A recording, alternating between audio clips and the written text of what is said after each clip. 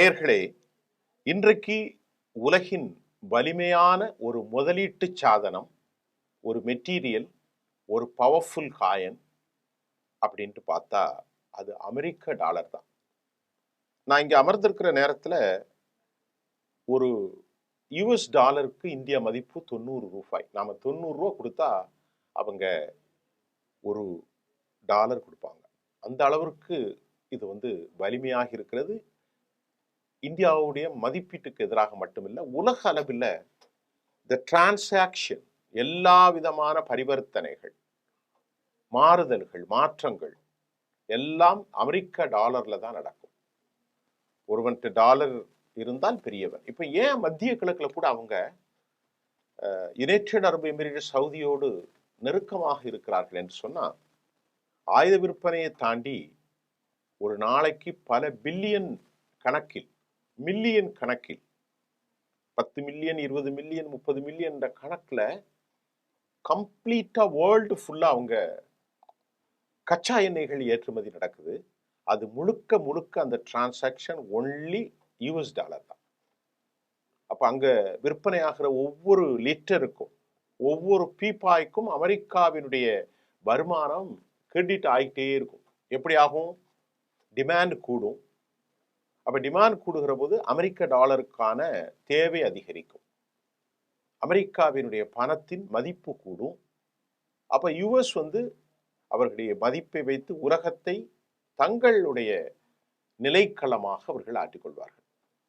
இதனால தான் இன்றைக்கு பிரிக்ஸ் கூட்டமைப்பு, யுரேஷியா, இப்படி எல்லாம் வந்தது. அத மாதிரி யூரோப்பிய யூனியன், EU, அது தோல்வி அடைந்து விட்டது. இருந்த போதிலும் அமெரிக்காவுக்கு எப்போதும் நிலைத்தன்மையோடான தங்கள் நாட்டினுடைய கரன்சியை வைத்துக் கொள்ளணும் அப்படிங்கிறதான் மத்திய கிழக்கில் இன்றைக்கு கஸ்ஸா போர் சமாதானத்துக்கும் அதுதான் காரணம். இப்ப அமெரிக்காவினுடைய முதலீட்டாளரும் இதற்கு இடையில நான் ஒரு கருத்து உங்களுக்கு நேற்று வெளியானதை சொல்ல போறேன். யுஎஸ்னுடைய மிகப்பெரிய முதலீட்டாளர் ரிச் டேட் புவர் டேட் அப்படிங்கிற புத்தகத்தின் எழுத்தாளருமான ராபர்ட் கியோசாக்கி, இவர் அமெரிக்காவினுடைய டாலருடைய செட்டினிட்டி, நிலைத்தன்மை கேள்விக்குறி ஏற்பட்டிருக்கிறது அப்படின்னு அவர் இப்போ நேற்று முன்தினம் ஒரு கருத்தை இன்டர்நேஷனல் மீடியாவில் தெரிவித்திருக்கிறார்.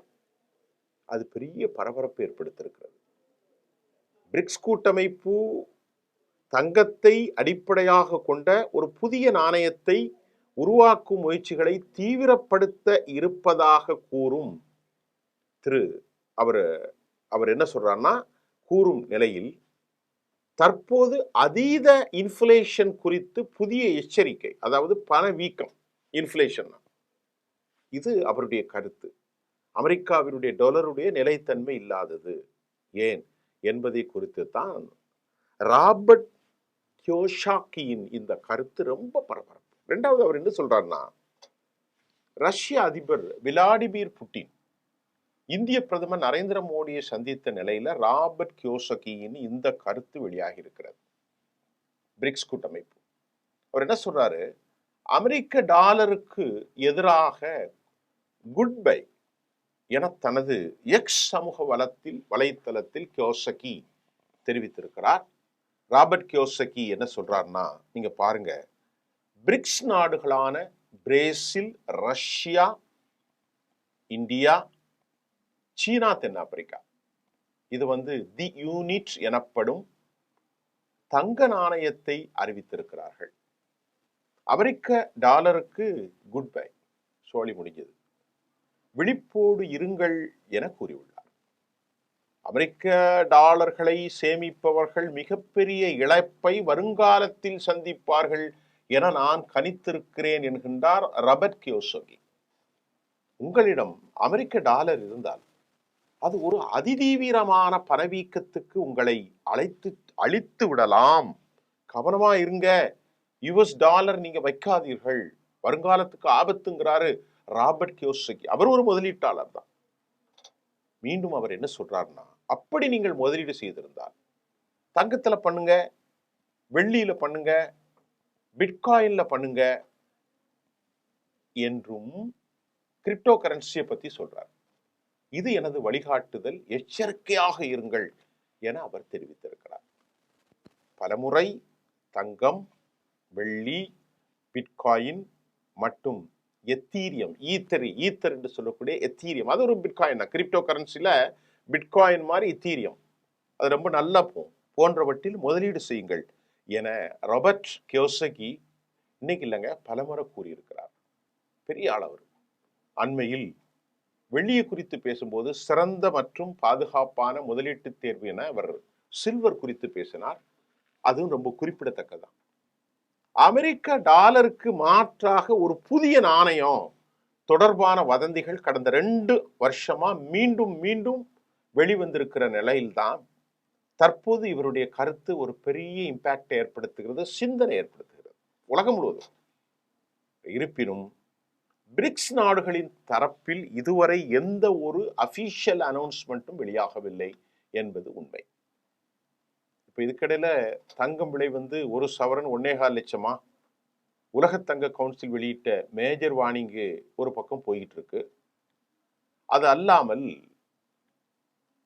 உச்சி மாநாட்டின் போது ரஷ்ய அதிபர் விளாடிமிர் புட்டின் ஒரு பிரிக்ஸ் நோட்டினுடைய மாதிரியை பிடித்தவாறு அவர் ஒன்றை காட்டுறார்.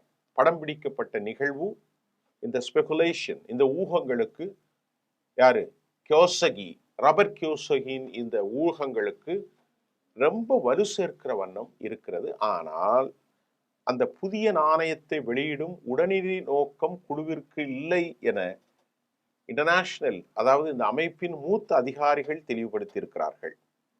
2024 பிரிக்ஸ் உச்சி மாநாட்டில் டாலருடைய அந்த டாமினேஷன், ஆதிக்கத்தை குறைக்கும் விவாதம் உச்சத்தை எட்டியது. அப்போது ரஷ்ய அதிபர் புட்டின் ஒரு மாதிரியான பிரிக்ஸ் நோட்டை மேடையில் காட்சிப்படுத்தினார். இருந்த போதிலும் டாலரை சார்ந்திருக்கும் தன்மையை குறைப்பதற்கான தனது முந்தைய அழுத்தமான நிலைப்பாட்டை அவர் பின்னர் மாற்றிக்கொண்டார். அதற்கு காரணம் தெரியாது. ஏன்னா அது மட்டும் இல்லாம ஆர்டிபிஷியல் இன்டெலிஜென்ஸ் இது ஒரு பெரும் தாக்கத்தை ஏற்படுத்தி இருக்கிறது. அது நம்ம வேறு விஷயத்துல பேசுவோம். அமெரிக்க டாலர் அடிப்படையிலான இந்த ஸ்விஃப்ட் அமைப்பை கைவிடுவதல்ல, மாறாக யுஎஸ் டாலரை ஆயுதமாக பயன்படுத்துவதை தடுப்பதே இதன் முக்கிய நோக்கம் என புட்டின் தெளிவுபடுத்தினார். அப்போ ஒரு முக்கியமான முடிவில் இருக்கிறாங்க ஜி ஜின்பிங், புட்டின். பிரிக்ஸ் நாடுகளும் அதன் கூட்டாளர்களும் எல்லை தாண்டிய பியாண்ட் த லிமிட் பரிவர்த்தனைகளுக்கு உள்ளூர் நாணயங்களை பயன்படுத்தும் மாற்று வழிகளை உருவாக்குவதே இதன் நோக்கம் என்றார். நாங்கள் டாலரை மறுக்கவில்லை, அதனுடன் சண்டையிடவில்லை, ஆனால் அதனுடன் செயல்பட அவர்கள் எங்களை அனுமதிக்கவில்லை என்றால் நாங்கள் என்ன செய்ய முடியும் என்ற கேள்வியை புட்டின் எழுப்புகிறார். நாங்கள் வேறு மாற்று வழிகளை தேட வேண்டும், அதான் இப்போ நடந்து கொண்டிருக்கிறது என்று புட்டின் தெளிவா தனது நிலைப்பாட்டை விளக்கிவிட்டார். மேலும் இந்த காலகட்டத்தில் பிரிக்ஸ் நாடுகளுக்கென ஒரு ஒற்றை நாணயத்தை கட்டமைப்பு நோக்கம் எங்களுக்கு இல்லைங்க, அது காட்சிப்படுத்துறாரு, அவ்வளவுதான். ஆனா எங்க டிரான்சாக்ஷன்லாம் லோக்கல்ல இருக்கும், ரூபாயில இருக்கும், அவன் நாட்டுடைய பணத்துல இருக்கும் என்று சொல்லிட்டு எந்த ஒரு பிரச்சனையும் மிக கவனமாகவும் விவேகத்தோடும் செய்ய வேண்டும் என்று அவர் குறிப்பிட்டார். மேலும் அவர் என்ன சொல்றார் அப்படின்னா, தேசிய நாணயங்களை, அதாவது அந்தந்த நாடுகளில் நம்ம நாட்டுடைய ரூபாய், எண் இதை போலாம்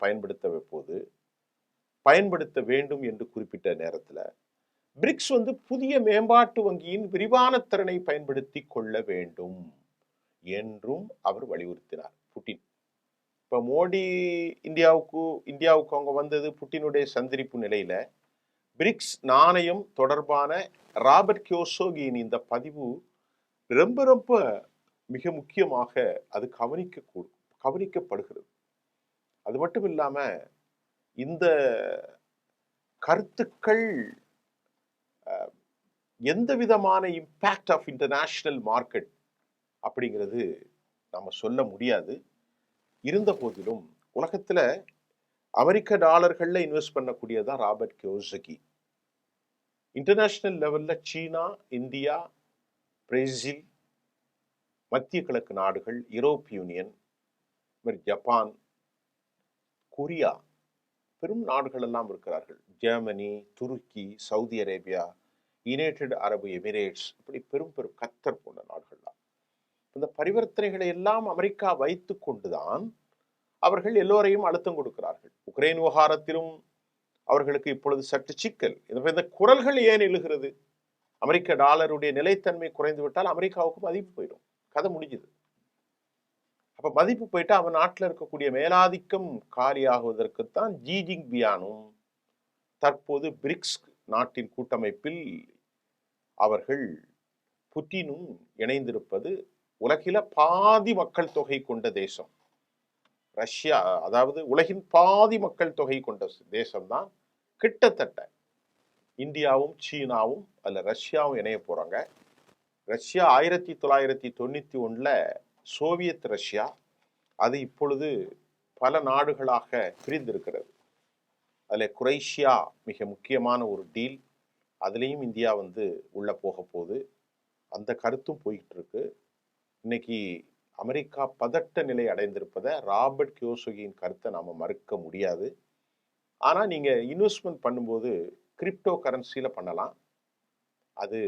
அதை பற்றிய நோக்கம் தெரியாது எனக்கும் கூட.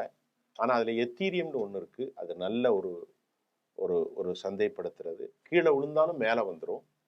அதை மாதிரி ஆயில் மார்க்கெட்ல பண்ணலாம், ஆட்டோமொபைல்ல நீங்க பண்ணலாம், ஷேர்ல அவர் சொன்ன மாதிரி கோல்ட்ல பண்ணலாம், அதே போன்று வெள்ளியில பண்ணலாம்.